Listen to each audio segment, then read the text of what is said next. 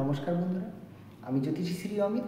আজ আপনাদের সামনে মাছের অ্যাকোরিয়াম আপনারা বাড়িতে রাখতে সবাই খুবই পছন্দ করে, কিন্তু সেটা কোথায় রাখলে আপনার জীবনে বা আপনার সংসারে প্রচুর অর্থের আগমন ঘটতে পারে সেই বিষয়টা হয়তো অনেকেই জানেন না।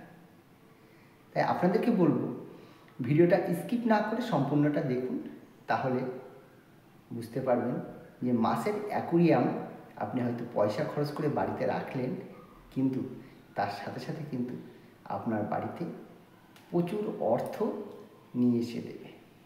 তাহলে আজই আপনি মাছের অ্যাকোরিয়ামটা কোথায় রাখবেন জেনে নিন। মাছের অ্যাকোরিয়ামটা সবসময় রাখবেন আপনার বাড়িতে যেটা ড্রয়িং রুম আছে, সেখানে আপনি মাছের অ্যাকোরিয়ামটি সুন্দরভাবে সাজিয়ে গুছিয়ে রেখে দিন। এবং সেটা কোন সাইডে রাখবেন অনেকেই জানেন না। এটা সবসময় চেষ্টা করবেন আপনার বাড়ির পশ্চিম দিকে যে দেওয়ালটা আছে ওই দেওয়ালের দিকে রেখে দেবেন।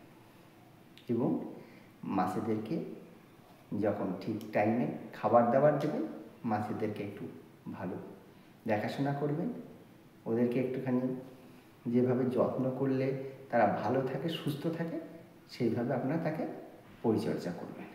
তাহলে দেখবেন আপনার বাড়িতে যদি অর্থের কষ্ট থেকে থাকে বা কোনো কারণে আপনি হয়তো ইনকাম করছেন, সেই পয়সাটা রাখতে পারছেন না, অকারণে খরচ হয়ে যাচ্ছে, নিজেদের ভিতরে অশান্তি গণ্ডগোল তৈরি হচ্ছে বা সন্তান কথা শুনছে না, দেখবেন আপনি যদি সঠিক জায়গায় সঠিকভাবে এই কাজটা করতে পারেন বা মাছের অ্যাকোয়ারিয়ামটা রাখতে পারেন, তাহলে দেখবেন এই সমস্যাগুলো আস্তে আস্তে আপনার সমাধান হয়ে যাবে।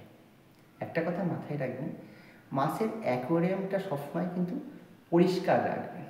যদি অপরিষ্কার হয়ে যায় তাহলে কিন্তু আপনার বাড়িতে অর্থ কষ্ট তৈরি হবে।